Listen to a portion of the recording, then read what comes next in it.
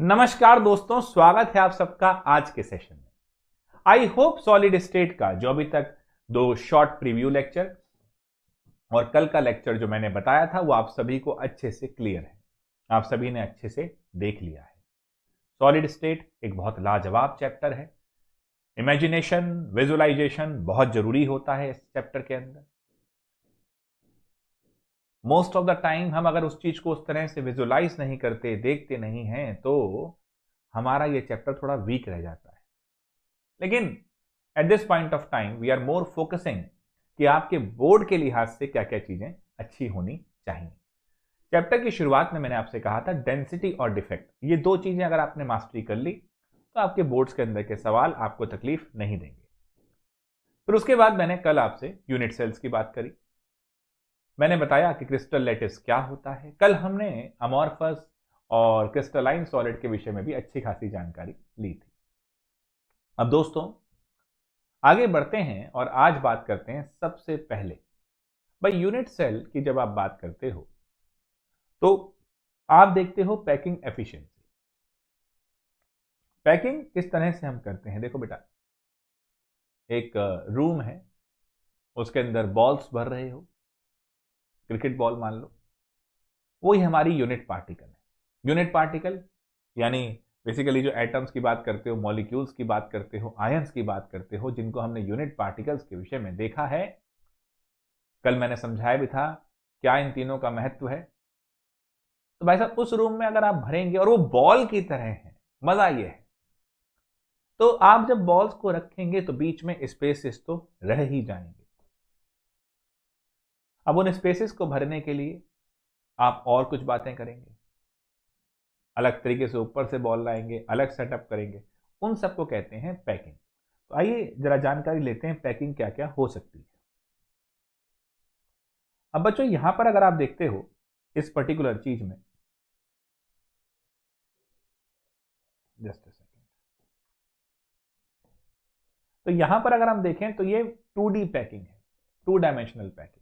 यानी एटम हमने, बॉल हमने एक लाइन में लगा दी एक्स वाई प्लेन के ऊपर और वहां से हम देख रहे हैं। अब देखो अगर ध्यान से मैं देखूं इस बात को,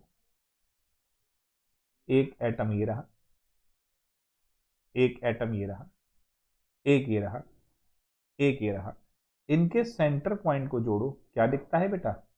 स्क्वायर। तो इसको कहते हैं स्क्वायर क्लोज पैकिंग। क्या कहते हैं दोस्तों? Square close packing.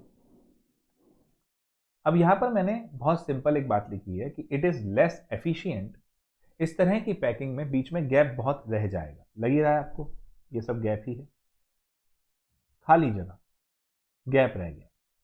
बच्चों ये जो खाली जगह है, देखो आप पैकिंग करने जा रहे हो, पैकिंग करते करते बीच बीच में खाली जगह रह जाएगी। ये जो खाली जगह है इसको हम कह देते हैं वॉइड। कई बार आपने सुना होगा ना कि यार अब वो संन्यास ले रहे हैं या वो प्लेयर गेम को छोड़ रहे हैं तो एक वॉइड क्रिएट हो गया है। धोनी साहब ने क्रिकेट छोड़ा, एक वॉइड क्रिएट हो गया है, एक जगह खाली हो गई है। तो वॉइड मतलब जहां पर आपके पास कोई भी एटम हमने वहां नहीं लगाया है, हमारी पैकिंग वहां अच्छी नहीं है, खाली जगह को वॉइड कहते हैं। तो ये हमारा वॉइड हो गया, यानी एक बहुत उम्दा पैकिंग एफिशिएंसी नहीं है, 52.4 के आसपास है और बाकी हिस्सा हमारा खाली रह गया। तो स्क्वायर क्लोज पैकिंग हमारी एक अच्छी उम्दा पैकिंग का मेथड नहीं है। आगे चलते हैं। अब ये आया, हमने क्या करा, पहले एक लाइन लगाई बॉल्स की, उसके बीच की जगह पर हमने बॉल रख दी और फिर हमने पहली लाइन के समानांतर रख दी, पैरेलल रख दी। यहां पर अगर मैंने देखा, देखो जरा ध्यान से, ये पहली लाइन, इनके गैप में एटम रखे, फिर उसी के पैरेलल रख दिए। अब यहां जोड़ो,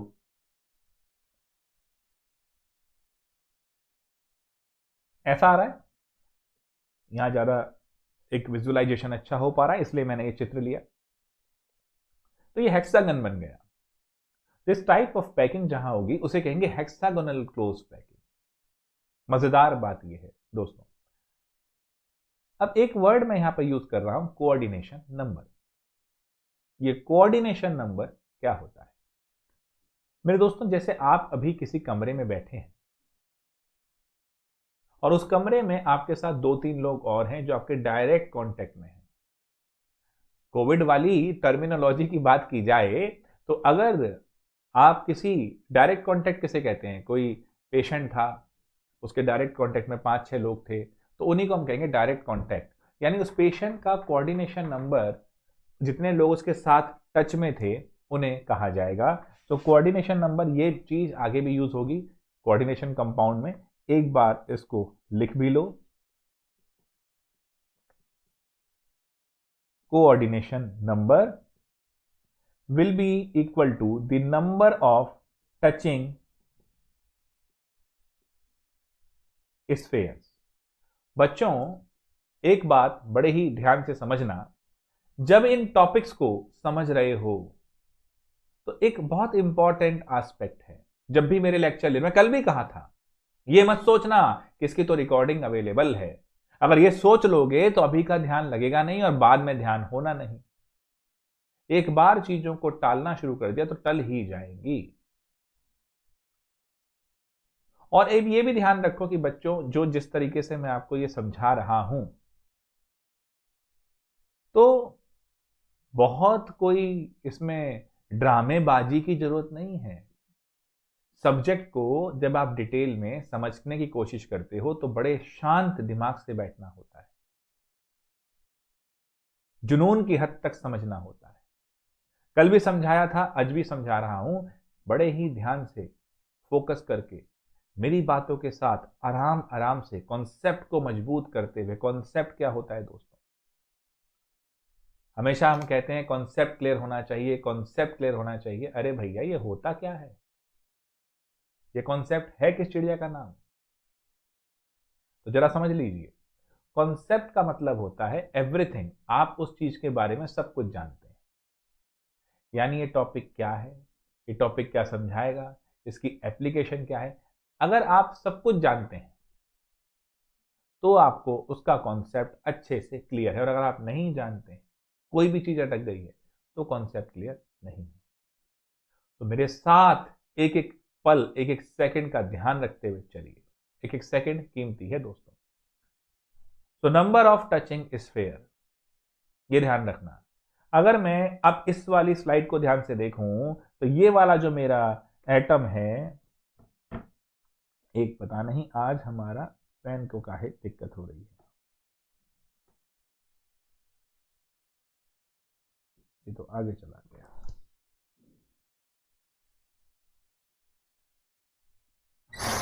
चलिए कोई बात नहीं, ऐसे ही समझा देंगे हम।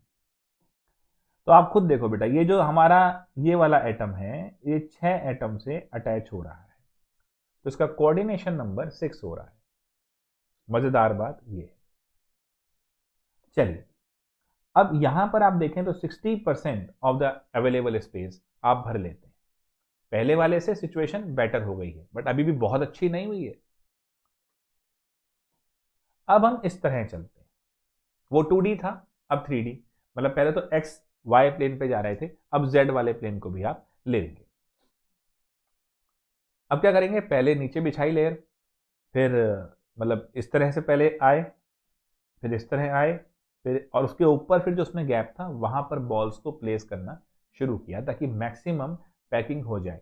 देखो, अभी भी कंप्लीट पैकिंग तो नहीं हो सकती। इसके ऊपर जब बॉल रखोगे तो फिर भी आप रख के देखना, 4 बॉल जोड़ के रखना और जैसे एक लेयर लगाना। ठीक है, फिजिकल क्लास में हम इसको दिखा भी देते हैं, या अगर थोड़ा सा वैसे बनाना चाहते तो इसको देखो, आपने पहली लाइन लगाई, फिर दूसरी लाइन लगाई, उस लाइन के ऊपर आपने एक बॉल रख दी है। तो दोस्तों, अगर आपने ऐसे किया है तो आप एक चीज बड़े ध्यान से देखो, इसका जो प्लेसमेंट का तरीका है उसके बावजूद भी बीच में गैप रह जाएगा। अब इसी गैप को जो इस वाली बॉल के ऊपर आता है वो टेट्राहेड्रल टाइप आता है। टेट्राहेड्रल बोले तो CH4 की डायमेंशंस देखी हैं, वो टेट्राहेड्रल होती है। यानी अगर हम इसके अंदर जो हमारे स्फेयर हैं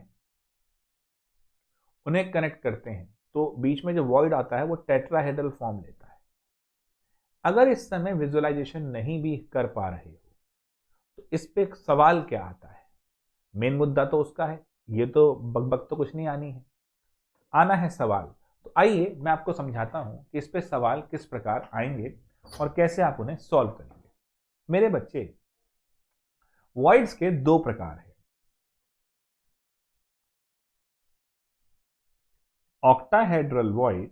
जरा ध्यान से देखना, ये एक छोटी सी ट्रिक आपको सारे सवाल करवा देगी। ऑक्टाहेड्रल वॉइड और टेट्राहेड्रल वॉइड ऑलरेडी डिस्कस्ड है, बट फिर मैं एक बार चाहता हूं कि समझ लो। बच्चों, इन सवालों में तीन तरह की बात होती है। एक होता है नंबर ऑफ एटम्स। कल ही मैंने समझाया था, एफसीसी होगा तो नंबर 4 होगा, बीसीसी होगा तो नंबर 2 होगा, एससीसी होगा तो नंबर 1 होगा। याद है, rank of the unit cell, है ना। तो नाउ नंबर ऑफ एटम्स, अगर ये n है तो ऑक्टाहेड्रल वॉइड भी n है। जितने नंबर ऑफ एटम होते हैं उतने ही ऑक्टाहेड्रल वॉइड होते हैं। एक बार मेरे साथ बोलो, जितने नंबर ऑफ एटम होते हैं उतने ही ऑक्टाहेड्रल वॉइड होते हैं। बड़ी सिंपल बात। और टेट्राहेड्रल वॉइड 2n ले लो, जितने नंबर ऑफ एटम उसके ट्वाइस टेट्राहेड्रल वॉइड्स। क्लियर है? पहले अपने दिमाग में इस बात को बैठाओ कि नंबर ऑफ एटम अगर n है, अब मान लो फेस सेंटर क्यूबिक सेल है, उसका z कितना है 4। अब उसका z है 4 तो उसके अंदर ऑक्टाहेड्रल वॉइड भी कितने 4, बट टेट्राहेड्रल वॉइड कितने 8। ये कहना चाह रहा हूं, दोबारा समझो। बीसीसी है, अब वहां पर अब देखो बीसीसी के अंदर इस तरह की पैकिंग नहीं होती है, सीसीपी और एसटीपी जो हम कहते हैं ना, तो पैकिंग के लिए हिसाब से भी चलना पड़ता है। तो अगर मैं कहता हूं कि z हमारा 4 है, cubic close packing, hexagonal close packing, CCP SCP की बात हो रही है, बट मैं कहता हूं एफसीसी है, उसमें एटम 4 हो गए। ऑक्टाहेड्रल वॉइड कितने हो गए, वो भी 4 हो गए। टेट्राहेड्रल वॉइड कितने हो गए, वो 8 हो गए। ये ध्यान रखना। अब इस पर सवाल जो आता है मैं आपको दिखाता हूं। जैसे ये एनसीईआरटी हमने फिर खोल दी। अब ये क्वेश्चन जरा देखेंगे। A compound is formed by, शब्दों पे ध्यान देना बच्चों, वहां ऐसे सवाल आएंगे। Write an essay on void नहीं आएगा। आप कहते हो ना कि सर हम पढ़ते हैं, हमारे नंबर नहीं आते हैं। अरे भैया, आप पढ़ते क्या हैं? आप शेड्यूल बनाते हैं कि आज से पढ़ेंगे, और शेड्यूल बना के आप पढ़ने बैठ जाते हैं। सबसे पहले चैप्टर खोलते हैं, इंट्रोडक्शन पढ़ते हैं। अब इंट्रोडक्शन जब पढ़ते हैं तो वहां पर सवाल के पंगे हो जाते हैं, क्योंकि इंट्रोडक्शन पढ़ा, आधा घंटा इंट्रोडक्शन ही पढ़ते रहे, असली टॉपिक तक पहुंचे ही नहीं, और उससे पहले टाइम खत्म और बोर हो गए, बंद करके छोड़ दिया। इंट्रोडक्शन बहुत अच्छा आता है चैप्टर्स का। इस तरह तैयारी नहीं होती भैया, वहां क्वेश्चन आते हैं, पैकिंग पढ़े चले जा रहे हैं, AB टाइप, ABC टाइप, फलाना ढिमकाना, ये पता ही नहीं क्वेश्चन कैसे होगा, तो नंबर कहां से आएंगे। अब जो मैंने आपको एक बहुत सिंपल बात बताई, कॉमन सेंस वाली बात बताई, उससे ये सवाल बहुत अच्छे से सॉल्व होते हैं। अब कैसे, जरा देखिए। और यही सवाल कंपटीशन में भी आते हैं, बोर्ड छोड़ो, बोर्ड में तो आते ही आते हैं। कहता है अ compound is formed bye 2 element x and y। अब ध्यान से देखना बच्चों, बड़े प्यार से। किसी भी सवाल को सॉल्व करते हुए सबसे पहले गिवन नोट करना है, अगर बोर्ड में नंबर चाहिए तो। अ compound is formed bye 2 element x and y, atoms of element y as anion, atoms of element y as anion make CCP। यानी ये नंबर ऑफ एटम्स हैं, ये CCP बना रहे हैं, and those of the element x as cation occupy all the octahedral void। आइए example 1.1 ध्यान से देखना। मुझे ये कहा गया है कि जो y है ये अनायन है, होने ही है क्योंकि क्रिस्टल लैटिस है, तो एनायन कैटायन तो होंगे ही। ये एनायन है और ये सीसीपी बनाते हैं, यानी ये मेरे नंबर ऑफ एटम्स हैं। क्लियर है बच्चों? तो इसको मैंने क्या लिया था, n। फिर कहता है x जो है वो कैटायन है और वो प्रेजेंट है ऑल ऑक्टाहेड्रल वॉइड पे। लैंग्वेज फिर पकड़ लो, as cation occupy all the octahedral voids, what is the formula of the compound? तो ये सारे ऑक्टाहेड्रल वॉइड करते हैं, तो अगर ये n होता है तो ये भी n होता है, क्योंकि मैंने आपको बताया ये n तो ये भी n और ये 2n। अब टेट्राहेड्रल तो है नहीं, है ना। अब फॉर्मूला क्या होगा बेटा? xn yn, यानी बेसिकली xy। क्लियर है बात? So my formula will be this. देख लीजिए, formula of the compound is xy, है ना, सिंपल। आपको इस वक्त, क्योंकि हम जब फिजिकल क्लासेस में या वैसे हम लेते हैं पूरे लॉन्गर ड्यूरेशन में, तो एक्सेलरेट बैच है ना, यहां तो हम तसल्ली से जाएंगे उस तरीके से जो सारा आपके बोर्ड में फुल मार्क्स आ जाए। बेफालतू की बात नहीं करेंगे, टाइम ही नहीं है ना भाई। जिसको जेई करना है, जिसको नीट करना है, तो जेई और नीट के भी सेशन आपके इसके साथ में मेरे आते हैं, तो आप उसको देख सकते हैं। लेकिन अभी फिलहाल इस पे फोकस करो जो आपने करना है। यही मजा है, सब कुछ छाट के परोस के दे रहा हूं। करना इतना तो करना ही है, नंबर फुल चाहिए तो। अगला सवाल देखो, atoms of element B form HCP lattice. बात वही है, CCP SCP मतलब चार ही लेके चलते हैं। And those of the element A occupied 2/3 of tetrahedral voids. अब इस सवाल में अगर हम देखें तो बी ने SCP लैटिस बनाया है, तो नंबर ऑफ एटम्स जो है वो n है, और वो बनाया किसने है? बी ने बनाया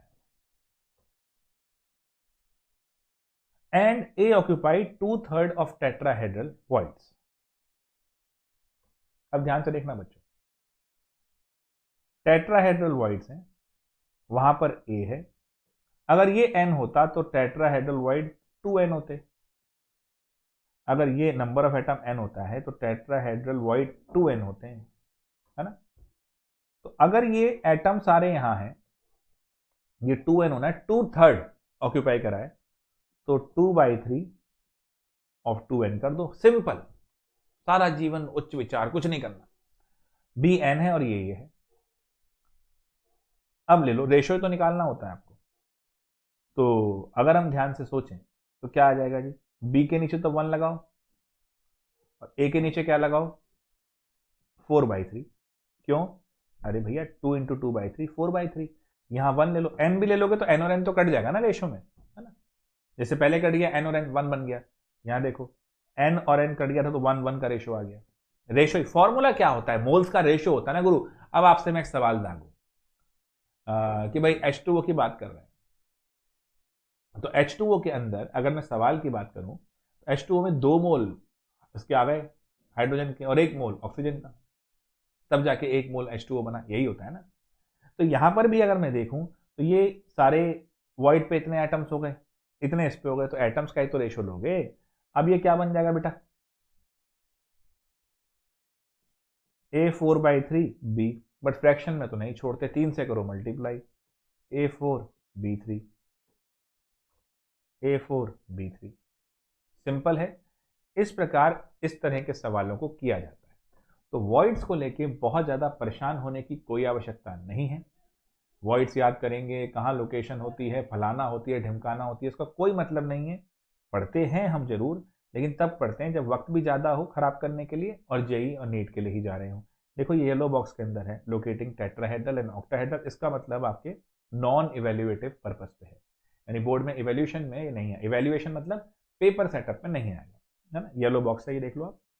तो टाइम मत खराब करना, क्वेश्चन आने चाहिए जो कि इस तरह आपके होंगे। तो पैकिंग के ऊपर ऑक्टाहेड्रल टेट्राहेड्रल वॉइड्स क्या होते हैं ये मैंने समझा भी दिया है, ये आपको मिल भी जाएगी स्लाइड। लेकिन ये ए बी टाइप और इसको फिलहाल अभी के लिए छोड़ देना, मैंने डाला हुआ है, जब लेक्चर को और मैं एलॉबरेटिंग करता हूँ तब समझाता हूँ, बट अभी के लिए तुम्हारे कोई फायदा नहीं है, तो इसको लीव कर देना। सीधा आना इस वाले पे। अरे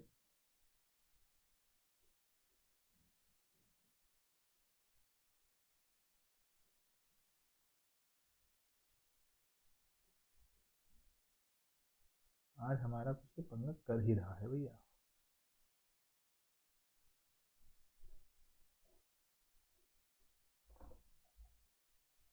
हाँ, क्रिस्टल डिफेक्ट है ये सीधा। क्रिस्टल डिफेक्ट्स क्या होते हैं? देखो बेटा, सबसे पहले तो ये समझो डिफेक्ट क्या होता है। मैंने आपसे कहा था डेंसिटी, कल मैंने इसके सवाल कराए थे। फिर मैंने आपसे कहा था पैकिंग एफिशिएंसी की बात आएगी, तो पैकिंग एफिशिएंसी में सबसे पहले मैंने आपको वॉइड के बारे में समझा दिया। अब डिफेक्ट्स पे आने से पहले एक छोटा जिक्र और करूंगा, उससे बल्ले बल्ले हो जाएगी, and that is packing efficiency. Void की बात कर ली ना आपने, अब पैकिंग एफिशिएंसी भी कर लो, मामला खत्म हो जाएगा। फिर आएंगे क्रिस्टल डिफेक्ट्स। है इंपॉर्टेंट डेंसिटी डिफेक्ट, परेशान मत हो, टेंशन ना लो, लेकिन आइडिया होना चाहिए कि वॉइड्स वाले सवाल भी आते हैं। ठीक है, बोर्ड में आने के चांसेस कम होते हैं, बट आ सकते हैं, तो मैंने बताया। और अब मैं आपको समझा रहा हूं कि किस प्रकार पैकिंग एफिशिएंसी होगी। वॉइड्स क्लियर है बच्चों? देखो, हमने चैप्टर आरंभ किया, हमने कहा सॉलिड में दो तरह की कैटेगरी है, one is crystalline, one is amorphous. तो सबसे पहले क्रिस्टलाइन और अमॉर्फस के बीच का डिफरेंस अच्छे से आना चाहिए। समझाया गया, नोट्स दिए गए, उसको पॉइंट लेकर बड़े अच्छे से कर लेना। सेकंड, आज हमने बात अपनी शुरू करी कि पैकिंग एफिशिएंसी कैसे होगी। सॉलिड जब है तो उसके स्ट्रक्चर के अंदर एटम्स किस तरह अरेंज होंगे कि उनकी एफिशिएंसी ऑफ पैकिंग बहुत बढ़िया हो, क्योंकि सॉलिड के अंदर पार्टिकल क्लोज होते हैं, ये हम जानते हैं। पैकिंग एफिशिएंसी जब है तो हमने ये देखा कि भाई साहब, जब एटम को जोड़ोगे तो बीच में खाली जगह रह ही जाएगी, उस खाली जगह को कहते हैं वॉइड्स। वॉइड्स दो टाइप के, ऑक्टाहेड्रल और टेट्राहेड्रल। तो I hope this thing is clear. Now let's talk about packing efficiency. ठीक है, पैकिंग एफिशिएंसी क्या होती है? देखो बच्चों, एक बड़े सिंपल सी बात समझना, जब आप simple cubic cell, body center cubic cell, face center cubic cell के डिफरेंट सिस्टम्स के पैकिंग देखेंगे तो उसमें कितना एरिया भर गया, जैसे मैंने 52.4 कहा, 60 कहा, कितना एरिया खाली है, ये देखना होगा। अब तैयारी कर रहे हो केमिस्ट्री की मेरे साथ, और 98 मार्क्स लिया है आउट ऑफ 100, दो कहां छोड़ दिए बे? चलो कोई नहीं। हाँ, 98 लाना बहुत आसान है। मेरी एक बात आज मैं जो कह रहा हूं उसको नोट करो, चाहे वो सीबीएसई बोर्ड हो, चाहे आईसीएसई बोर्ड हो, चाहे स्टेट बोर्ड हो, चाहे वो जेईई मेंस का एग्जाम हो, चाहे वो नीट का एग्जाम हो, चाहे लाइफ में कोई भी एग्जाम हो, सबसे इंपॉर्टेंट है कितना रेलिवेंट स्टडी कर रहे हो, उसको कितना ज्यादा रिवाइज कर रहे हो। हमारे बच्चे होते हैं, ला ये भी समेट ले, ला ये भी समेट ले, ला ये भी कर ले, ला वो भी कर ले। मैं हमेशा बताता हूं, ये बच्चे एक्सेलेट 1 वाले भी जानते हैं, ये स्टोरी मैंने शेयर करी थी कि ज्यादा लपेटने के चक्कर में इंसान के साथ क्या होता है। 1 मिनट लूंगा बच्चों, ये छोटी सी स्टोरी आपके साथ शेयर करूंगा, ये जानना आपके लिए बहुत जरूरी है। भाई, एक आदमी था, उसको एक राजा साहब थे उसके इलाके के, उन्होंने, उसके काम अच्छा करता था, बड़ा ईमानदार मेहनती आदमी था, राज्य के लिए बहुत कुछ किया। राजा साहब प्रसन्न हो गए, उन्होंने कहा ऐसा करो भाई, तुमने बहुत अच्छा काम किया है, अब हम तुम्हें पुरस्कार इनाम देना चाहते हैं, कल सुबह सूर्योदय के समय, मतलब सनराइज के टाइम पे आप इस जगह मिल जाओ। उनको बुला लिया, अब उनके हाथ में एक झंडा दे दिया कि भाई साहब, जितना सामने देख रहे हो ना, सारी जमीन हमारी है, ये झंडा लेके दौड़ते चले जाओ, जहां तक झंडा गाड़ दोगे वहां तक की जमीन यहां से वहां तक की तुम्हारे नाम। शर्त यह है कि झंडा गाड़ के सूर्यास्त से पहले, सनसेट से पहले वापस इसी पॉइंट पे आना है। अब भाई साहब चल दिए, ये आप सबके लिए बहुत जरूरी है। चल दिए जी, झंडा ले, दौड़ते गए, और समेट लूं, और समेट लूं, और समेट लूं। अब ये भूल गए कि वापस भी शाम से पहले वहीं पहुंचना है। लालच पड़ता गया, और लपेट लूं, और लपेट लूं। फिर ध्यान आया, वापस जाए, दौड़ना वापस शुरू करा, नहीं पहुंच पाए, कुछ नहीं मिला। ये आप सबके साथ होता है, ला मैं ये भी समेट लूं, ला मैं ये भी पढ़ लूं, ये स्टडी मटेरियल भी ले लूं, ये यूट्यूब पे पढ़ लूं, उसकी स्ट्रेटजी समझ लूं, उसकी कहानी ज्ञान ले लूं। आप ये भूल जाते हैं कि नंबर तब आएंगे जब आपने मोस्ट रेलिवेंट चीजें पढ़ी हों, जिससे पेपर आना है। पेपर सारी किताबों में से नहीं आता बेटा, ये ध्यान रखिए। मोस्ट रेलिवेंट चीजें पढ़ लूं और उनको रिवाइज कर लूं नंबर ऑफ टाइम्स। अगर 7 टाइम्स रिवीजन कर लेते हो ना सारी इंपॉर्टेंट बढ़िया चीजों का, तो फुल मार्क्स मिलेंगे, कोई दिक्कत नहीं। ठीक है मेरी बात? इसलिए मैंने आपसे कल कहा था 1 पॉइंट सोर्स।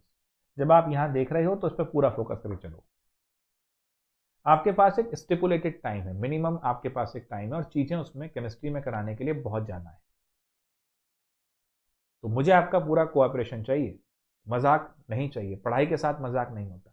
एग्जाम्पल में मैं आपके साथ डिस्कस करूंगा, वहां हम कुछ स्टोरीज लेंगे, जैसे ये स्टोरी ली है, मैं समझाता भी स्टोरी के माध्यम से ही हूं, लेकिन बेमतलब के फालतू प्रश्नबाजी नहीं होनी चाहिए। पढ़ाई को पूरे सीरियस नोट पे लेके चलो, इसकी रिस्पेक्ट करो, तब जाके तुम्हें भी सक्सेस मिलेगी। ये ध्यान रखना, श्रद्धावान लभते ज्ञानम। अगर डेडिकेशन है, श्रद्धा है पढ़ाई के लिए, रिस्पेक्ट है पढ़ाई के लिए, तभी ज्ञान मिलेगा, नहीं तो नहीं मिलेगा। आइए, पैकिंग एफिशिएंसी 98 मार्क्स लिए थे आउट ऑफ 100, मैक्सिमम 100 हो सकते थे, आपके आए 98। आपकी एफिशिएंसी कितनी है? 98%। कैसे निकाला? आपके आए 98, मैक्सिमम कितने थे? 100 इंटू 100। तो पैकिंग एफिशिएंसी निकालने के लिए number of unit particles into volume upon total volume into 100, यही होगा। कितने एटम्स हैं या यूनिट पार्टिकल्स हैं, उनका वॉल्यूम कितना हो रहा है, कितना उन्होंने कवर कर लिया है, और अपॉन टोटल कितना था, यही तो है भाई। अब जरा देखें, for simple cubic cell Z कितना होता है बच्चों? 1। कल ही बताया। इफेक्टिव एटॉमिक नंबर कितना है? 1। 1। एटम कैसा होता है बेटा? स्फेरिकल, 4/3 पाई आर की क्यूब। क्यूब का वॉल्यूम कितना होता है? ए क्यूब इंटू 100। ये आनी चाहिए एफिशिएंसी। बट एक सवाल, ऊपर आर है नीचे ए, क्या करेंगे? दोनों जब तक बराबर नहीं होंगे तो कोई फायदा तो है नहीं। चलिए, now we know because for simple cubic cell A is equal to 2R. So, when we use this will become 4/3 pi r की क्यूब अपॉन a क्यूब था तो 2r की क्यूब। इसको जब आप सॉल्व करेंगे तो ये 52.4% आ जाएगा। ठीक है, तो एससीसी का एफिशिएंसी 52.4% होता है। कैसे आया ये समझा दिया, लेकिन फिलहाल तुम्हें ये याद करना है कि अपना एससीसी का इतना है। फॉर बॉडी सेंटर, अब यहां 2 हो गए, तो 2 इंटू 4/3 पाई आर की क्यूब अपॉन ए क्यूब इंटू 100। यहां पर रिलेशन क्या है बेटा?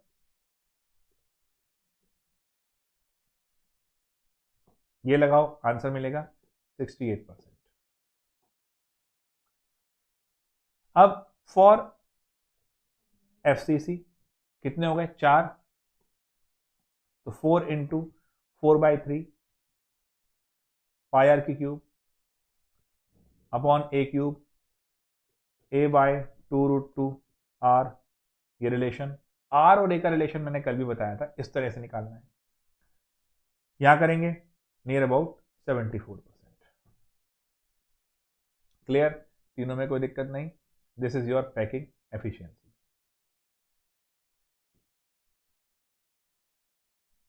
चलिए आगे बढ़े बच्चों। तो ये हमारा कॉन्सेप्ट रहा वॉइड का, पैकिंग एफिशिएंसी का। तो टिल नाउ एक छोटा सा रिकैप आपको अच्छे से आना चाहिए फिलहाल तक। क्रिस्टलाइन वर्सेस अमॉर्फस, ठीक है बच्चों। सेकंड पॉइंट, आपको बहुत अच्छे से मालूम होना चाहिए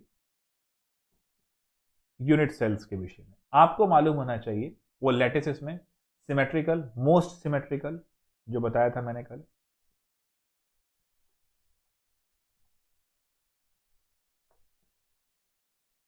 एंड मोस्ट अनसिमेट्रिक। ठीक है बच्चों, उसके बाद आपको, ये तो चलो आपने देखा था कल की क्लास में, आज मालूम होना चाहिए वॉइड्स के विषय में। वॉइड्स कौन कौन से हो गए बेटा? Octahedral and tetrahedral. वॉइड्स की अगर आप चाहोगे कि भाई डेफिनेशन चाहिए तो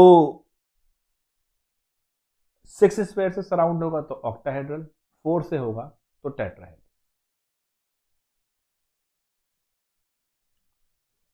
राइटिंग कहाँ गई? पेज नहीं आ रहा है इसमें।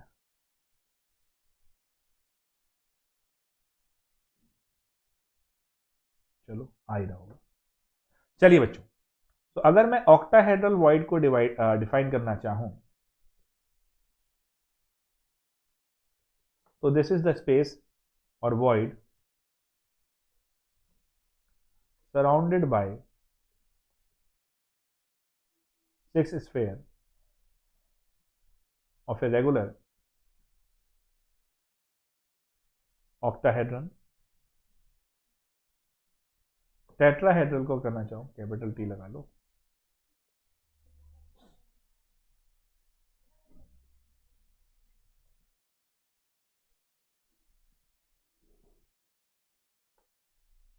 surrounded by 4 sphere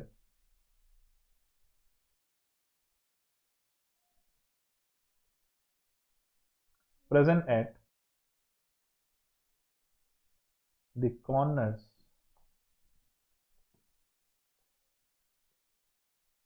of the regular tetrahedron। Writing visible है, चलो कोई दिक्कत नहीं, थोड़ा राइटिंग में बच्चों समस्या रहेगी, but I hope you can understand. ये चल रहा है, कोई दिक्कत नहीं।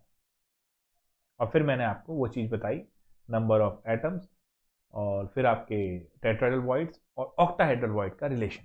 अब बच्चों इसके बाद जो मजा है, इसके बाद जो मजा बताया मैंने आपको, वो बताया पैकिंग एफिशिएंसी का। और अब हम चलते हैं क्रिस्टल डिफेक्ट्स की तरफ।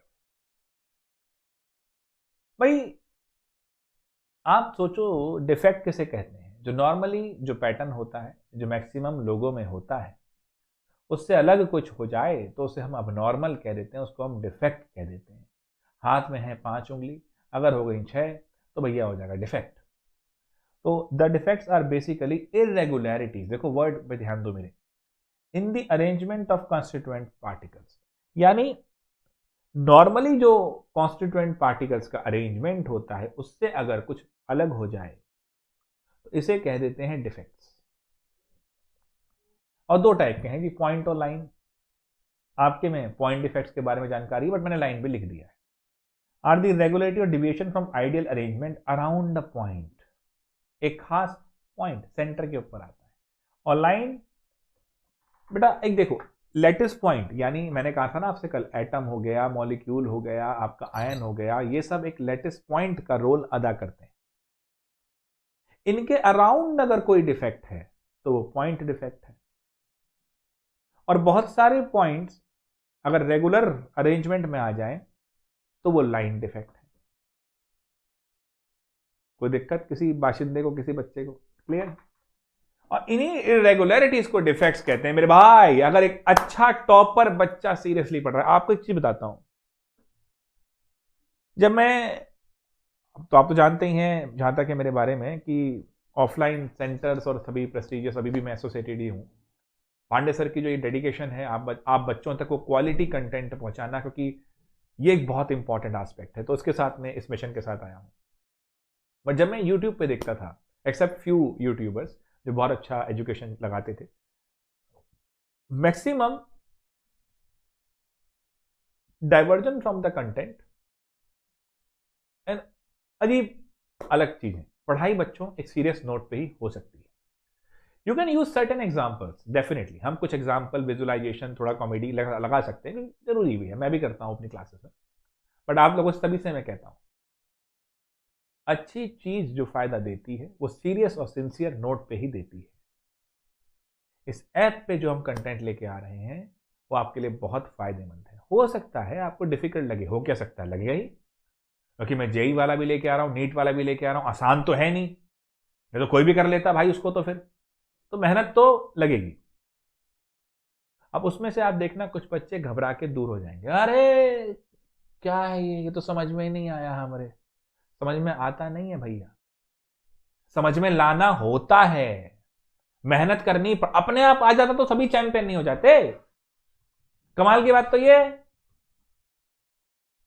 मेहनत करनी पड़ेगी, बैठना पड़ेगा भैया, तब जाके पढ़ाई होगी, नहीं तो नहीं होगी। ऐसे ही थोड़ी टॉपर और चैंपियन बन जाओगे, कीमत चुकानी होगी, और कीमत है तुम्हारा खून पसीना, तुम्हारी मेहनत। नहीं कर सकते हो तो दुनिया में धक्के खाने के लिए भी लोग चाहिए, चॉइस तुम्हारी है। तो दीज आर दी डिसऑर्डर्स जिनकी मैं बात कर रहा था। अब इन डिसऑर्डर्स पे अगर चलते हैं आगे, तो यहां जरा देखिएगा, इसको पहले एक बार पढ़ेंगे, फिर मैं इसको प्रॉपर तरीके से इलॉबरेट करूंगा, तो घबराना नहीं, लेकिन पहले समझ लो कि क्या समझना है। पॉइंट डिफेक्ट होते हैं इंटरस्टिशियल बिटवीन दी प्लेसेस। मान लेते हैं कि एग्जाम्पल लेते हैं आपके साथ, तब आपको चीजें ज्यादा क्लियर होंगी और फिर उन दोनों से आपको मजा आएगा। मान लीजिए एक क्लास में 10 लड़के और 10 लड़कियां बैठे, चलो 5-5 मान लो, तो स्टोइशियोमेट्री मेंटेन है, 5 प्लस है 5 माइनस है। अब उसमें से एक लड़का उठा और ये जो लाइन थी और ये जो लाइन थी, इसके बीच वाले स्पेस में जाके फंस गया, वहां जाके खड़ा हो गया, इधर भी देख रहा है इधर भी देख रहा है, कुछ कर रहा है, मतलब जो भाई वॉटेवर, अपनी जगह से उठ के गया, अपनी जगह पर एक वैकेंसी क्रिएट कर दी, वैकेंसी यानी खाली जगह, अपनी जगह से उठ के गया, वैकेंसी क्रिएट कर दी, और जहां जाके फंसा वो बिटवीन द लाइंस थी, उसे कहते हैं इंटरस्टिशियल। स्टिशियल मतलब इंटर मतलब बिटवीन द दो स्पेसेस लाइंस, उन्हें स्टिशियल कहते हैं। तो यहां जहां गया इसे कह दोगे इंटरस्टिशियल, और ये जहां से गया वहां आ गई वैकेंसी। क्लियर है बच्चों? अब इस पॉइंट को ध्यान से समझेंगे। इंटरस्टिशियल, एटम और ions which occupy normally voids in a crystal are called interstitial. Void माने खाली जगह। अब आप डेस्क पे बैठे होते हो, तो डेस्क जो आपके स्कूल की होती है उसके बीच में खाली जगह होती है। क्लासरूम को इमेजिन करो, क्लासरूम के अंदर हमारे पास चेयर लगी है और बीच में खाली जगह है, जो चेयर लगी है वो पैकिंग हो गई, जो खाली जगह है वो वॉइड हो गए। तो इंटरस्टिशियल जो होते हैं वो नॉर्मली वॉइड्स होते हैं, जहां एटम और आयन जो वॉइड में आके फंस गए, और इन्हीं को इंटरस्टिशियल कहते हैं। वैकेंसी क्या हुआ? जब एक कॉन्स्टिट्यूएंट पार्टिकल अपने साइड जहां उसको होना चाहिए वहां पे नहीं है। अभी जैसे आजकल आप देखें चाइना में बहुत बड़े बिलियनर हैं, वो मिसिंग चल रहे हैं, तो वो वैकेंसी क्रिएट हो रही है वहां पर, है ना। This unoccupied position is called vacancy, जिसपे कोई नहीं है। हम नहीं कहते जॉब की वैकेंसी निकली हुई है, मतलब वहां पर कोई ऑफिसर होना चाहिए था, वहां पर कोई ऑफिसर नहीं है, तो वहां पर क्या हो गई? वैकेंसी। इतनी बात क्लियर है जी? चलिए, पॉइंट डिफेक्ट को हम 3 टाइप में क्लासिफाई कर देते हैं। पहला स्टोइशियोमेट्रिक डिफेक्ट, ध्यान से देखना। जब आप इस वाले एग्जांपल को देखते हैं जहां पर ये बंदा यहां फंस गया है, तो अभी भी क्लासरूम में ही वैकेंसी बनाई और इंटरस्टिशियल बना दिया। अगर ये रूम से बाहर निकल जाता तो खाली वैकेंसी होती, लेकिन फिर स्टोइशियोमेट्री डिस्टर्ब हो जाती। अभी 5 प्लस है 5 माइनस है, अभी भी रूम में 5 प्लस है 5 माइनस है, अगर निकल जाता तो रूम में क्या होता है? 4 प्लस 5 माइनस। ये चीज देखो। So these point defect that do not disturb the stoichiometry of the solids are called stoichiometric defect. ध्यान से इस लाइन को समझो, जो क्या नहीं डिस्टर्ब करते, स्टोइशियोमेट्री नहीं डिस्टर्ब करते, उन्हें कहते हैं स्टोइशियोमेट्रिक डिफेक्ट। ठीक है, इसमें 2 टाइप के हो गए, एक वैकेंसी और एक इंटरस्टिशियल। ये दोनों मैंने आपको समझा दिया। ठीक है, शॉर्ट की डिफेक्ट और फ्रैंकल डिफेक्ट। अब मैं इसको समझाऊंगा। ये जो मैंने आपको बताया था, जिसमें एक उठ के लाइन के बीच में आ गया। अब देखो बेटा, एक विजुअलाइजेशन लाना अपने अंदर, विजुअलाइजेशन लाना बहुत जरूरी है, नहीं तो नहीं होगा। वैसे भी ये दुनिया अगर देखो ना ध्यान से, तो ये कंप्यूटर सिमुलेशन में है।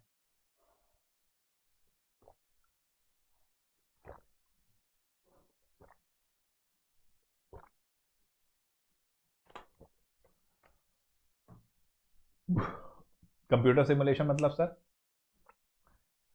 मतलब धीरे धीरे पढ़ाई करते हुए समझ में आएगा। और सॉलिड स्टेट आप नहीं करते आजकल, लैपटॉप आ रहे हैं SSD, solid state devices. Mobile आपका क्या है? ऐसा क्यों है कि उसे हम सॉलिड स्टेट डिवाइसेस में कह देते हैं? सॉलिड स्टेट ड्राइव, एसएसडी, है ना। ये मेरा लैटिस का एक स्ट्रक्चर है। यहां पर था एक कैटायन, यहां पर था एक एनायन, तो यहां पर फिर होगा कैटायन और यहां पर फिर होगा एनायन। अल्टरनेट होंगे तभी तो क्रिस्टल लैटिस है। अब ये वाला कैटायन उठ के इस बीच वाले स्पेस में फंस गया, यहां से खाली हो गया और यहां आ गया। ओवरऑल देखा जाए तो यहां आई है वैकेंसी, जहां से ये उठ के गया है, और जहां ये आया है वहां उसे कहेंगे इंटरस्टिशियल साइट।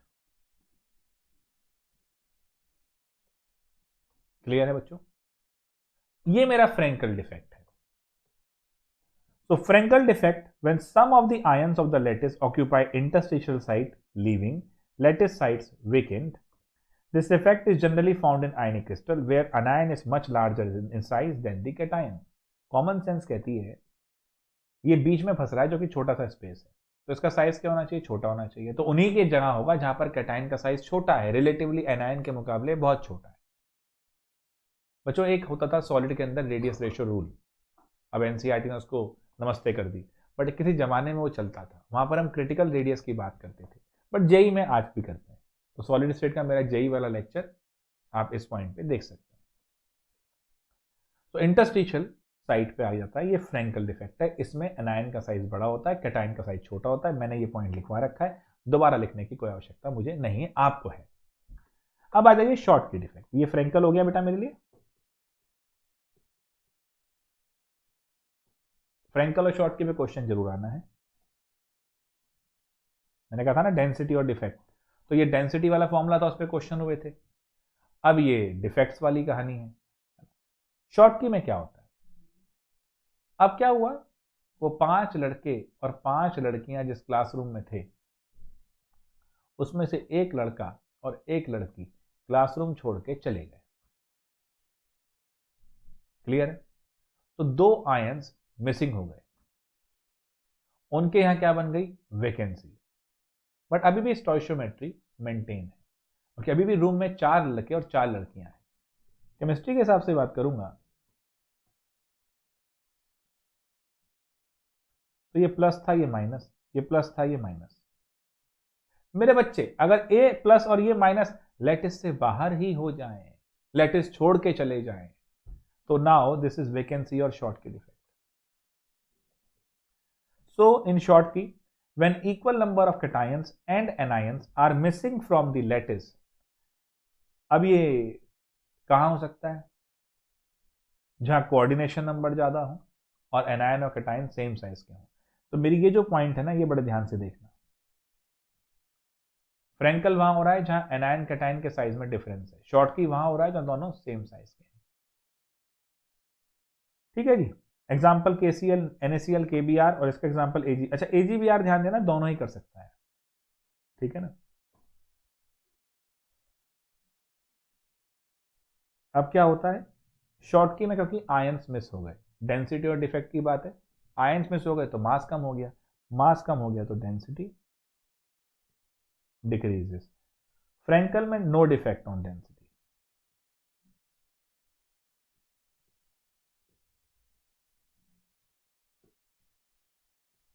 क्लियर है बेटा? तो ये आपके लिए मस्त चीज होती है। आज बार बार कंप्यूटर से करना पड़ रहा है, वो नहीं हो रहा है, अब फिर नहीं हुआ। देखो हमारा यार गुरु क्या है ये तुम्हारे साथ, चेंज हो जाओ चलो। तो ये वही शॉर्ट की बताया, ठीक है जी, और वही फ्रेंकल बताया। तो ये चीज आप ध्यान देना, इन्होंने मेरा कैटायन का होना दिया। अब देखो जरा, इसमें ये 2 साइड खाली हो गई है ना, तो एक कैटायन गया, एक एनायन गया। फ्रेंकल में ये लैटिस में लगाना भूल गए हम, चलो कोई नहीं। बात तुम्हारे समझ में तो आ गया ना, कोई दिक्कत नहीं। तो पहला पॉइंट तो ये हुआ, हमने आपसे कहा था ना 3 है बेटा, 3 मैं करा था। पहला था स्टोइशियोमेट्रिक डिफेक्ट, दूसरा इंप्योरिटी, फिर नॉन स्टोइशियोमेट्रिक। अब आ जाओ इंप्योरिटी डिफेक्ट। बड़े ध्यान से सुनना, ये आप अपनी डेली लाइफ में भी जानते हो इस बात को।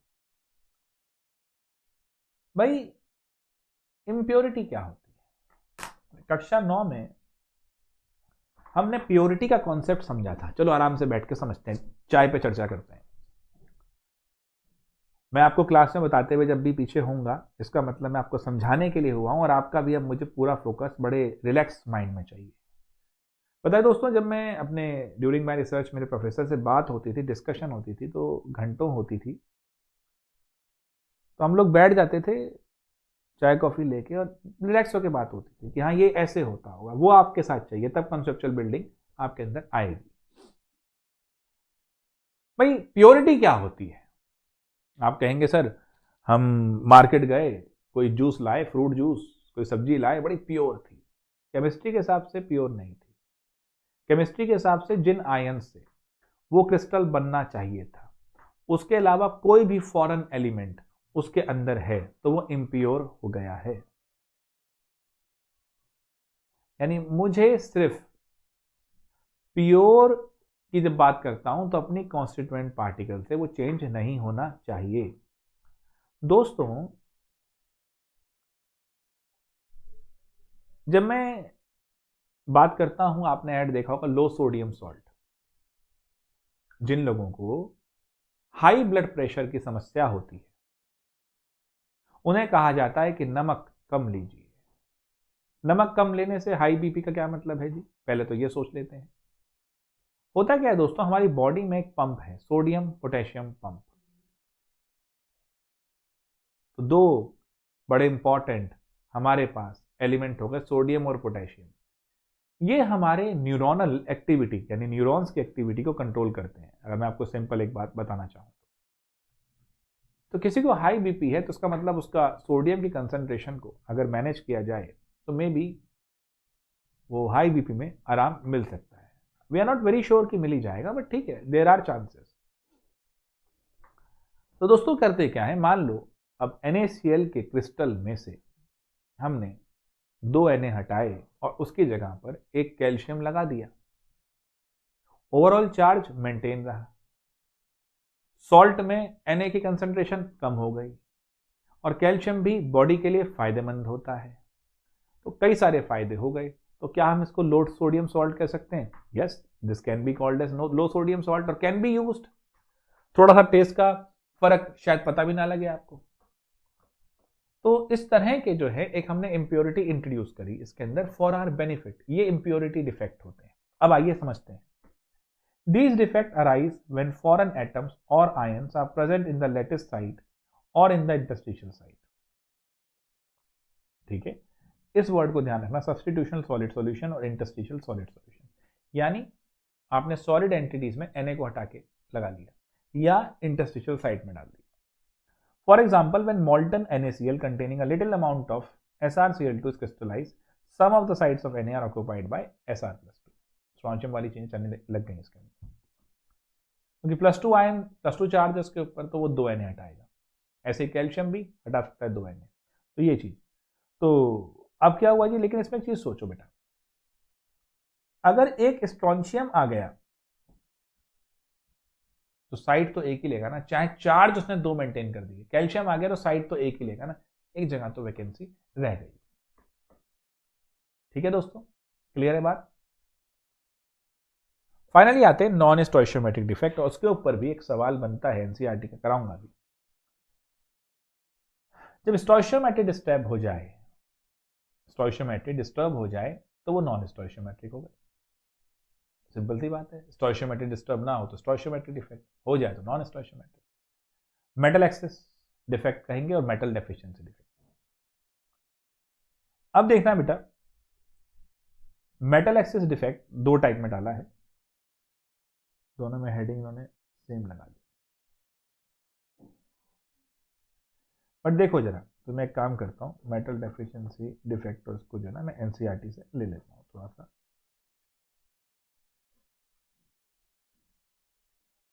ये आ गए types of point defect. Short stoichiometric vacancy, interstitial, Schottky and Frenkel defect. तो एक चीज ध्यान दीजिए यहां पर, जैसे एनसीईआरटी ने ये बोला इंटरस्टिशियल डिफेक्ट, तो Frenkel that can also be known as, क्योंकि अपनी लोकेशन छोड़ के दूसरी लोकेशन पे आ रहा है, इसे कह दिया है डिसलोकेशन डिफेक्ट। अरे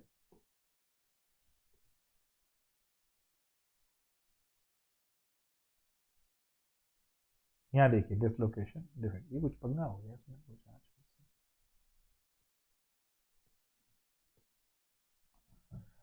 एग्जाम्पल वो इधर रखे हैं, फिर शॉर्टकी डिफेक्ट है, नॉन स्टोइशियोमेट्रिक डिफेक्ट यहां से देखिए, metal excess defect due to anionic vacancy, जो मैंने वहां भी बोला है।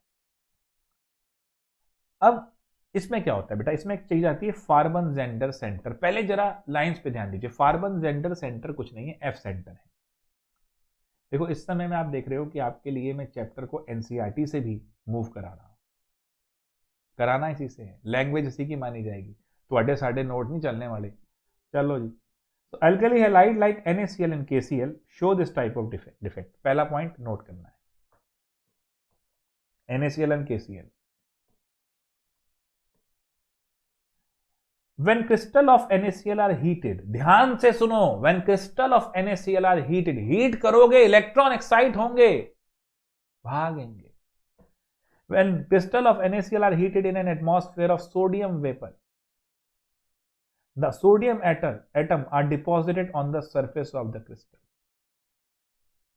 The chloride ion diffused to the surface of the crystal and combined with Na atom to give NaCl. NaCl को हीट कर रहे हो सोडियम के ही वेपर्स में, क्लोराइड आयन भागा, सोडियम से जुड़ूंगा, सरफेस पे जुड़ गया।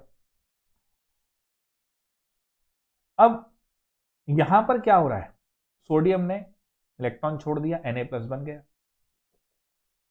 अब देखो मजे की बात, सोडियम ने हीट करने पर, क्योंकि सोडियम तो इलेक्ट्रॉन छोड़ता ही है मेरे दोस्त, अब देखो सी समझना, सोडियम तो बहुत जल्दी इस पे जाना चाहता है, उधर क्लोराइड आयन हीट कर रहे हो इस क्रिस्टल को, तो वो भी सेपरेट होने के साथ साथ भागना चाहता है और ऊपर लगना चाहता है सोडियम वेपर के साथ। लेकिन इससे होगा क्या, जब क्लोराइड आयन भागेंगे तो वहां पर वैकेंसी क्रिएट कर देंगे। अब देखो मजा, the released electron diffuse into the crystal and occupying anionic site. जहां पर एनायन होना चाहिए था मेरे भाई, वहां पर अब इलेक्ट्रॉन आ गया। और क्योंकि हम ये बचपन से जानते हैं एटॉमिक स्ट्रक्चर के जमाने से कि जब भी कोई इलेक्ट्रॉन एनर्जी लेगा, कूदेगा ऊपर की तरफ, वापस आएगा, एनर्जी छोड़ेगा, उस एनर्जी से कॉरस्पॉन्ड करेगा कलर। दोबारा सुनना मेरी बात, इलेक्ट्रॉन जंप करके गया अपर एनर्जी लेवल पे, वहां से वापस आते हुए एनर्जी छोड़ी, वो एनर्जी कॉरस्पॉन्ड करेगी किस पे, वो एनर्जी कॉरस्पॉन्ड करेगी बेटा कलर पे। E is equal to h nu की बात थी, E is equal to h by lambda, Max Planck साहब ने जो ज्ञान दिया था उससे, और जिस लैम्डा जिस फ्रीक्वेंसी का कलर विबजियोर का विजिबल लाइट में पड़ गया, वही कलर आपको दिखेगा। तो कलर जो दिखते हैं वो इलेक्ट्रॉन के एक्साइटमेंट की वजह से दिखते हैं। इलेक्ट्रॉन कुछ एब्जॉर्ब करता है, ऊपर जाता है, वापस छोड़ता है, वो कलर आपको दिखता है, यही बात है। तो यहां पर भी वो ड्रामा हो गया, इसका मतलब यहां पर ये वो सेंटर हो गए जो कलर देंगे। तो एक जर्मन भाषा का वर्ड है बेटा फार्बन जेंडर, जर्मन का जो ये वर्ड है इसका मतलब होता है कलर सेंटर, तो ये लिख दिया जी, इसी को बोलते हैं एफ सेंटर। इसको बड़े ध्यान से देखना, the anionic site occupied by unpaired electron. मेरे साथ बोलो एक मिनट, अभी अभी याद हो जाएगा, इतना टाइम नहीं है कि बाद में भी करते रहोगे, तो इन क्लासेस में काफी चीज याद करो। The anionic sites occupied bye unpaired electrons are called F center. The anionic site occupied by unpaired electron are called F center. The anionic site occupied by unpaired electrons are known as F centers. German word Farben center for color center. They impart yellow color to the crystal of NaCl. आ गया JEE में और NEET में क्या देते हैं, पीला colour देते हैं NaCl को।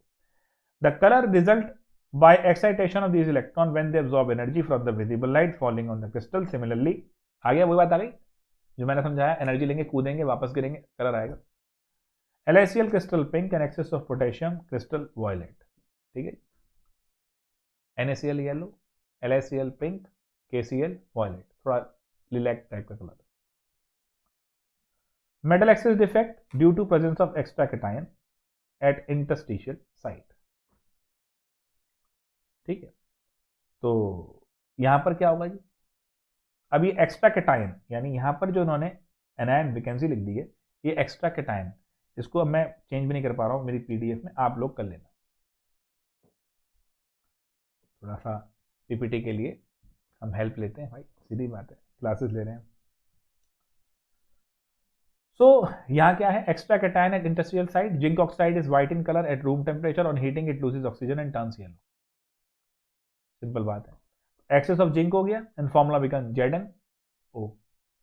अब ये जो चीज है बेटा, इसमें ये दिखाया जाता है कि अब स्टोइशियोमेट्रिक एक्सेस नहीं है। देखो H2O था, क्लियर कट था, बट ऐसे फॉर्मूलों में Fe.93, Fe.96, ऑक्सीजन पूरा, तो यहाँ पर मेटल कम हो गई, 1:1 का रेशो नहीं रहा, मेटल कम हो गई, तो ये मेटल डेफिशिएंसी। यहाँ पर मेटल ज़्यादा थी तो मेटल एक्सेस। इस पर एक सवाल आता है इस तरीके का, ये कंपटीशन में भी आता है, पहले वो सवाल करा दूं, NCERT का बैक एक्सरसाइज का है, और बोर्ड में भी आता है, और सवाल को कर लोगे तो मजा आ जाएगा। ये रहा सवाल 1.16, ऐसा सवाल बहुत आता है। देखो इसके ऊपर जो सवाल हैं सारे वही डेंसिटी वाले, सीधा फॉर्मूला लगाओ। ये देखो ये कितना आसान है, अगर हम देखें 1.12, a cubic solid is made up of 2 elements P and Q, atoms of Q are at the corners of the cube and P at the body center। अब कॉर्नर पे तो कितना उसका कंट्रीब्यूशन होगा, 1/8 into 8 that is 1, और body centre पे कितना है तो भी 1, तो P1 Q1, फॉर्मूला हो गया PQ। नमस्ते करो, आगे बढ़ो। अब ये क्वेश्चन जरा ध्यान से देखो, ये नॉन स्टोइशियोमेट्रिक डिफेक्ट वाले सवाल इस तरह से पूछे जाते हैं, ठीक है। अब मैं जरा नोट कर लेता हूं, अरे कहां गया, just a second. Analysis shows that nickel oxide has the formula Ni.98O1.00।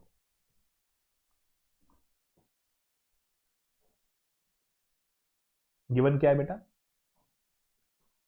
Ni.98O1.00।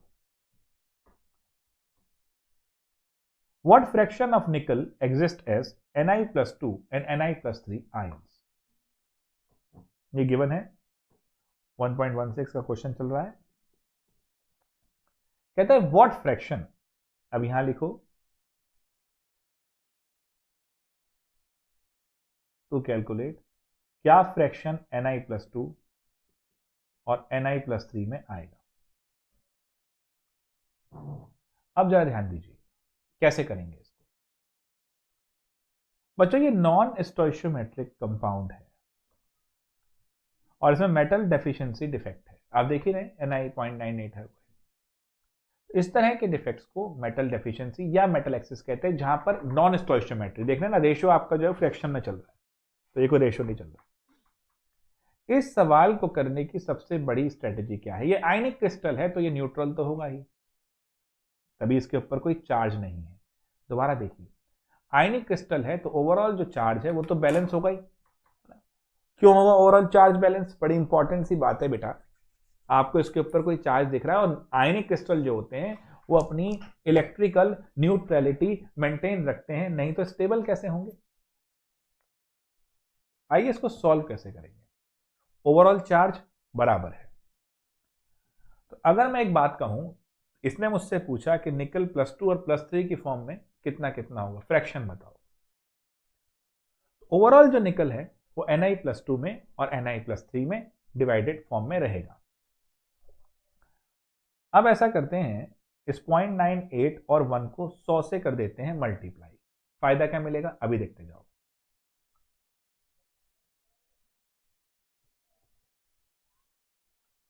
सौ से करने पे निकल जो होगा मेरा, ओवरऑल जो निकल है वो 98 है, यानी Ni+2 प्लस Ni+3 मिला के 98 है ना। तो इसको मान लिया मैंने x, इसको मान लिया 98 माइनस x।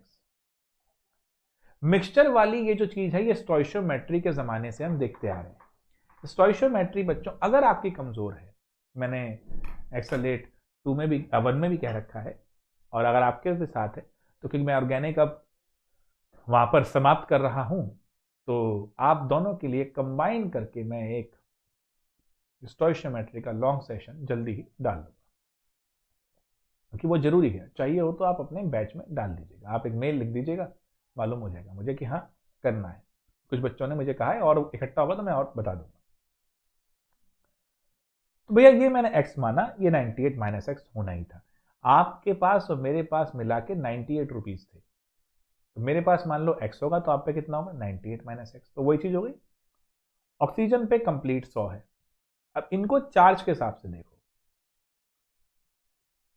+2 वाला चार्ज x है, +3 वाला चार्ज 98 माइनस एक्स है। अब ऑक्सीजन वाला जो चार्ज है वो कितना है बेटा -2, और वो कितना है 100, वो तो मल्टीप्लाई करके 100 हो जाएगा ना, ये 98 या 100, और सब मिला के 0, क्योंकि नेट चार्ज कितना है 0, क्योंकि इलेक्ट्रिकल न्यूट्रलिटी मेंटेन रखनी होती है। दोबारा सुनो मैंने क्या किया, मुझे ये फॉर्मूला दिया हुआ था, ठीक है। अब निकल मैंने क्या करा, इसमें 100 से कर दिया मल्टीप्लाई, तो निकल हो गया 98 और ऑक्सीजन हो गया 100। अब ओवरऑल जो चार्ज है इसका, मतलब निकल का और ऑक्सीजन का, इस पूरे फॉर्मूले का अगर देखूं, जो ओवरऑल चार्ज है वो 0 होना है, क्योंकि आयनिक सॉलिड के अंदर इलेक्ट्रिकल न्यूट्रलिटी मेंटेन रखनी ही रखनी होती है। तो अगर ये x हो गया तो ये 98 माइनस एक्स हो गया, क्योंकि मैंने 100 से कर दिया मल्टीप्लाई। ये +2 वाला है, ये +3 वाला है, और ये ऐसे कर दिया मैंने, और ये मिल गया। क्लियर है, ओवरऑल चार्ज 0 हो गया। ये हो गया 2x, 294 minus 3x minus 200 is equal to 0। अब बेटा इसको अगर ध्यान से देखूं तो 2x minus 3x minus x, इसको उधर ले जाओ, x हो जाएगा, और इधर कितना हो जाएगा 94, तो मेरा x आ गया 94। तो मेरा Ni+2x था, वो 94 आया, Ni+2 मेरा आ गया 94, ओवरऑल 98 था, Ni+3 हो जाएगा 4, फ्रैक्शन निकालना है, इसका हो जाएगा 94/98 इंटू 100, इसका हो जाएगा 4/98 इंटू 100, ये फ्रैक्शन हो जाएंगे, या एक का निकाल लो, दूसरे का 1 माइनस कर देना, 100 माइनस कर देना, फ्रैक्शन आ जाएगा। So this is how you can find out the fraction and this is how you can solve this problem, जो कि नॉन स्टोइशियोमेट्रिक कॉन्सेप्ट में दिया गया है। Is it okay guys, done? तो चलिए आगे बढ़ते हैं। सो मेटल एफिशिएंसी समझा दिया, ये भी समझा दिया, डन है। आगे बढ़ते हैं, ये वही मेटल एफिशिएंसी का मैंने डायग्राम बना रखा है। Now electrical properties, F centre के बारे में देखो, मैंने जो समझाया वो यहां फिर से लिख दिया आपके लिए, तो आप इसको ध्यान से पढ़ लेना। अब आते हैं इलेक्ट्रिकल प्रॉपर्टीज पे। इसके साथ साथ मैं आपको एनसीईआरटी में एक चीज और दे रखी है, उसको भी बताऊंगा, उसको भी आप लोग कर लेना। तो इसके साथ साथ बच्चों ये है कि मतलब आज देखा जाए तो सॉलिड का सारा ज्ञान कंपाइल मैं आपको दे रहा हूं, और नेक्स्ट मैं आपसे रिक्वेस्ट करूंगा कि इसको आप एनसीईआरटी के क्वेश्चन और मेरी डीपीपी संभाल के कर लें, उसका डिस्कशन ले लूंगा ताकि आगे बढ़ पाए। सॉलिड का मैं देख लेता हूँ, आपको मैं कल का टाइम अगर दे दूंगा तो सॉलिड कल आप रिवाइज कर लेना, और परसों वाले लेक्चर में मैं डिस्कशन कर लूंगा इसका। तो एफ सेंटर्स क्या होते हैं बेटा? These are the anionic sites occupied by unpaired electron. याद हो गया, मैंने कहा था ना क्लास में करा दूंगा, क्लास पूरा वन शॉट लो, बहुत कुछ इसमें चीजें कवर हो जाएंगी, टेंशन ना लो। F centre apart colour to the crystal, they impart yellow colour to NaCl crystal, violet color to KCl and pink color to LiCl. Clear है जी? The color result by the excitation of electron when they absorb energy from the visible light falling on the crystal. Now, next one is electrical properties, conductor, insulator and semiconductor. Conductors क्या होते हैं? जिनकी conductivity range करती है 10⁴ to 10⁷ ओम पर metre, यानी आराम से फ्लो कराते हैं करंट को। इंसुलेटर भाई साहब ये नहीं कराते, तो इनकी रेंज मैंने आपको दे दी है। सेमीकंडक्टर ये समवॉट बना सकते हो, इनको होते हैं, एक होता है बच्चा खुद ही पढ़ लेगा, एक नहीं पढ़ेगा, एक बच्चा जो पढ़ सकता है डंडा चलाना पड़ेगा ठीक है, तो वो सेमी है। ये आपने फिजिक्स के अंदर भी पढ़ा है, conduction band theory, forbidden energy gap किसे कहते हैं, बिटवीन द टू थिंग्स। तो कंडक्टर में क्या होता है बेटा, ओवरलैपिंग हो रही होती है। किसमें बेटा, कंडक्शन बैंड और ये जो हमारा वैलेंस बैंड है, इसमें ओवरलैपिंग। इंसुलेटर में बहुत बड़ा गैप होता है इन दोनों के बीच में, फॉरबिडन जोन। पढ़ाई से दूर दूर तक वास्ता नहीं है, उस बंदे का पढ़ेगा ही नहीं। फॉरबिडन एनर्जी के very large and the electron are unable to excite to the conduction band, valence bond. यानी ज्ञान आपके पास, देखो ऐसा नहीं है कि आप नहीं कर सकते हो, आप नीट नहीं कर सकते हो, आप जेई नहीं कर सकते हो, दिस इज नथिंग। आईज में ना कॉन्स्टेंटली लाइटिंग, ये व्हाइट बैकग्राउंड चुभता है, कोई नहीं। I am doing it guys and I believe कि तुम भी करोगे। दिस सारा ये pen pressure just for you. तो इंसुलेटर में फॉरबिडन एनर्जी गैप, ये बच्चा करना ही नहीं चाहता, इसके पास दिमाग है, बस ये उस दिमाग को सही डायरेक्शन कंडक्शन बैंड में ले जाना ही नहीं चाहता। एक बच्चा खुद ले जा रहा है, वो कंडक्टर है, एक बच्चा ले जाना नहीं चाहता, दूसरा बच्चा ले जाना चाहता है बट ये नहीं पता कि कैसे ले जाऊं, उसके लिए हम बैठे। देखो दो तरीके होते हैं, किसी भी काम को अगर आप नहीं कर पा रहे तो उसकी दो वजह हैं। नंबर वन, आपको ये नहीं पता कि ये करना कैसे। अगर आपको ये नहीं पता ये करना कैसे है तो वो एक टेक्निकल प्रॉब्लम है, we can help you with that. दूसरा है, आप करना नहीं चाहते। बेटा अगर आप करना नहीं चाहते, इसका हमारे पास कोई सॉल्यूशन नहीं। क्लियर? आप करना नहीं जानते, ये एक टेक्निकल प्रॉब्लम है, we can help it. But आप करना नहीं चाहते, ये एक साइकोलॉजिकल प्रॉब्लम है, आपका माइंड सेट है। आप सिर्फ रोना चाहते हैं कि नहीं मेरा कैसे होगा, मेरे से नहीं होगा, वो और वो, तो वो उसका कोई ट्रीटमेंट है नहीं।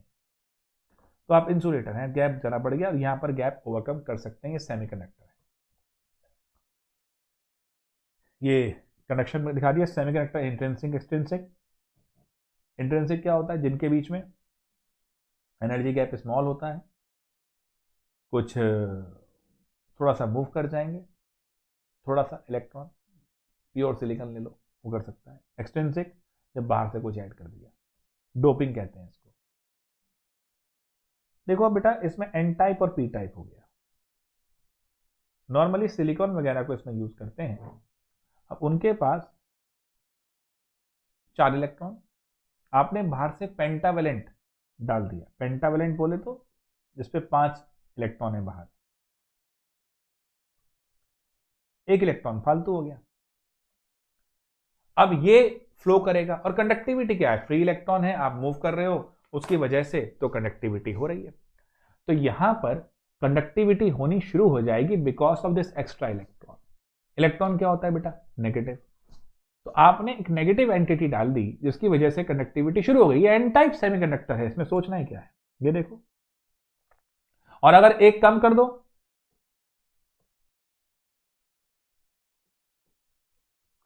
ट्राइवेलेंट डाल दिया, तो यहां पर इलेक्ट्रॉन नहीं रहा, तो यहां पर बन गया प्लस होल। अब इसको भरने ये आएगा, ये आएगा, तो यहां जो कंडक्टिविटी हो रही है वो इस होल की वजह से हो रही है, प्लस की वजह से हो रही है, तो ये पी टाइप। तो अगर ग्रुप 15 का डालते हो तो एन टाइप, ग्रुप 13 का डालते हो डोपिंग में तो पी टाइप, पॉजिटिव टाइप, ये रहा पॉजिटिवली चार्ज्ड होल। खत्म कहानी, बड़ा आसान। ये मैंने फिर स्ट्रक्चर दिए हुए, diode, transistor and photo diode. Diode क्या होता है, when N type and P type semiconductor are combined, इससे क्या होता है, फिजिक्स में खैर पूरा डिटेल पढ़ा हुआ है आपने इसका, तो मैं ज्यादा इसमें बहसबाजी नहीं करूंगा। ट्रांजिस्टर क्या है, जो रेडियो सिग्नल्स के खेलते हैं, बुलाते हैं या भेजते हैं। फोटो डायोड, जो लाइट एनर्जी को इलेक्ट्रिकल एनर्जी में कन्वर्ट कर देते हैं। फिजिक्स वाला ये, ठीक है बेटा। यूजेस ऑफ सेमीकंडक्टर ये आप याद कर सकते हैं, एप्लीकेशन भी आप याद कर सकते हैं, सेम वही फिजिक्स वाला। मैग्नेटिक प्रॉपर्टी बहुत इंपॉर्टेंट है, पैरा डाई, और ये बता रहा हूं मैंने इसमें। मैग्नेटिक मूवमेंट ऑफ इलेक्ट्रॉन क्या चीज है, दो टाइप के हो गए। पहला, जो इलेक्ट्रॉन अपने एक्सिस पे घूमता है, इसे कहते हैं स्पिन मैग्नेटिक मूवमेंट। और orbital motion, orbital magnetic movement, याद है ना, एटॉमिक स्ट्रक्चर में डिटेल में पढ़ते हैं इसको, फिलहाल ये याद रखना है। अपने पे घूम रहा है वो स्पिन, और ऑर्बिटल पे घूम रहा है orbital magnetic momentum, magnetic quantum number और स्पिन क्वांटम नंबर। ठीक है जी। तो अब इसमें एक चीज जरूर कर लें यहां पर आके, एनसीईआरटी वाली,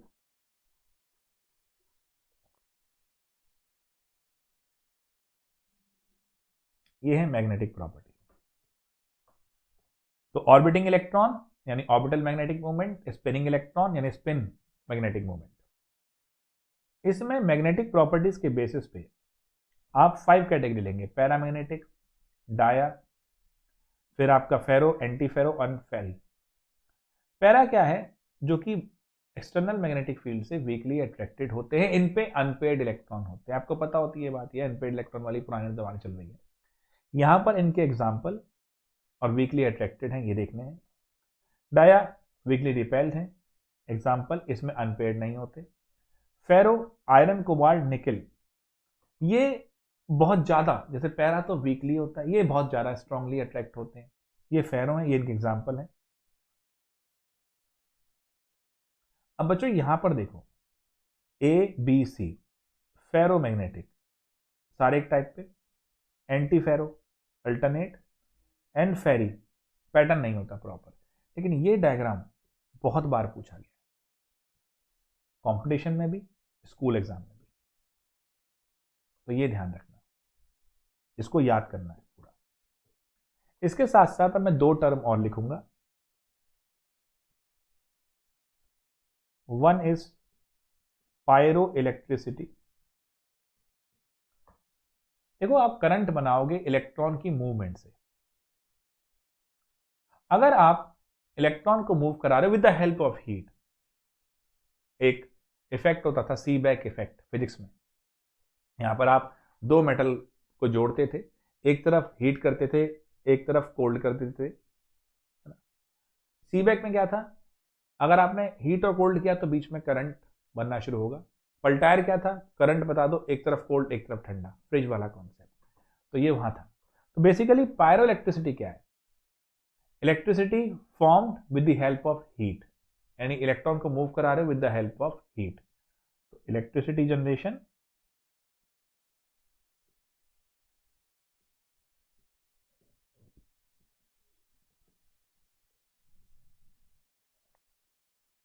with the help of heat, and piezoelectricity, pressure।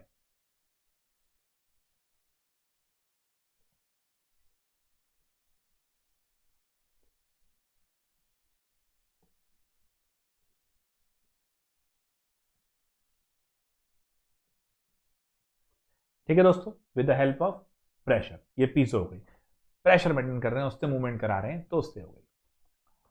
तो ये चीज, तो इसके साथ साथ फिर यहां पर क्यूरी टेम्परेचर, जहां पर एक फेरोमैग्नेटिक सब्सटेंस अपनी ये प्रॉपर्टी लूज कर जाए, उसे क्यूरी टेम्परेचर कहते हैं। एग्जाम्पल दे दिए हैं मैंने यहां पर, आयरन के लिए, निकल के लिए, ठीक है जी। और इसके नीचे जो पैरा है वो फेरो कितने बिहेव करते हैं, इसके ऊपर ले गए तो फेरो पैरा कितने बिहेव करेंगे, मतलब अपनी फेरोमैग्नेटिक नेचर लूज कर देते हैं। तो मेरे बच्चे, इतना सब आपने ये करना है, जो मैंने आपको बताया है पूरा समझाया है।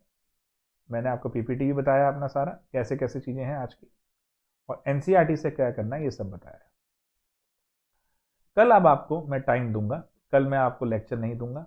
आपको जो मैंने पढ़ाया है, पहले 2 लेक्चर और ये जो लास्ट के 2 लेक्चर आपके आए हैं, वो आप बड़े आराम से एनसीईआरटी से और हर जगह से जो मैंने आपको बोला है, अपनी पीपीटी है, इस सब से पढ़ेंगे। इसके बाद बच्चों, सैटरडे को मैं एनसीईआरटी के जो ये क्वेश्चन हैं, ये आप देख रहे हैं, तो 24 ये इसमें काफ़ी कर चुका हूं, और ये 26, 50 question I will discuss, clear? 50 question I will discuss on Saturday. तो सैटरडे के लेक्चर में ये क्वेश्चंस आपके साथ आएंगे, और किस तरीके से आप करना है ये आपको उस दिन बताया जाएगा। डीपीपी आपने कर लेनी है, उसका सॉल्यूशन भी आपको मिल जाएगा। आई थिंक 4 डीपीपी मैं दे चुका हूं सॉलिड के ऊपर, वो आपको देखनी है। तो आई होप जो मैंने पढ़ाया है वो क्लियर है। आज के लिए इतना ही, मिलते हैं बच्चों after the break. Take care, नमस्कार।